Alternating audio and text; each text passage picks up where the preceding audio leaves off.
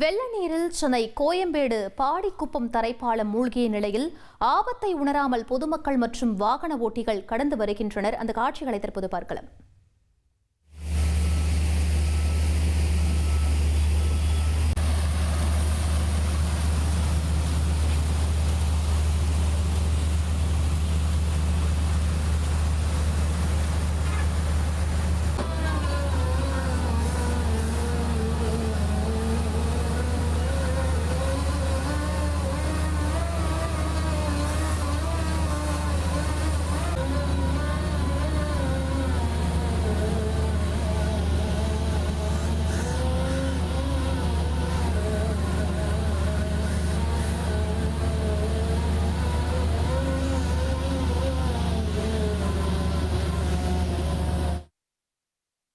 இது பற்றிய மேலும் விவரங்களை எமது செய்தியாளர் சுரேந்தர் வழங்க கேட்கலாம்.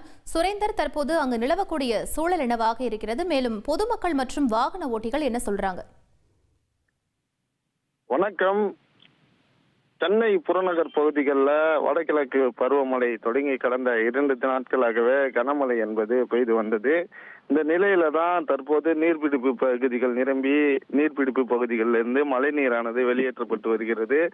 மலை மற்றும் நீர்பிடிப்பு பகுதிகளிலிருந்து வெளியேற்றப்படும் மழைநீர் காரணமாக இந்த கோயம்பேடு, மதுரவாயில், வானகரம், அடையாளம்பட்டு உள்ளிட்ட தரைப்பாலங்கள் முழுமையாக துண்டிக்கப்பட்டிருக்கிறது. குறிப்பாக தரைப்பாலங்கள் மூழ்கி தரைப்பாலத்தின் மீது 2 அடிக்கு மேல் வெள்ள நீர் என்பது ஆர்ப்பரித்து செல்லக்கூடிய சூழல் என்பது காணப்பட்டு வருகிறது.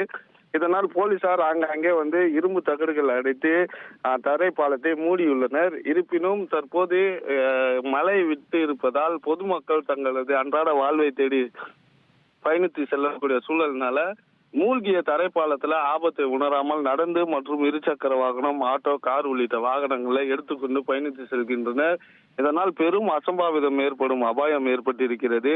இந்த ஆபத்தை உணராமல் பொதுமக்கள் பயணிப்பது பொதுமக்கள் மற்றும் போலீசாரிடையே பெரும் அதிருப்தியை ஏற்படுத்தியிருக்கிறது. போலீசார் இரும்பு தகடுகள் அடித்து மூடினாலும் ஆபத்தை உணராமல் பொதுமக்கள் செல்வது பெரும் இன்னலுக்கு உள்ளாகி இருக்கிறது.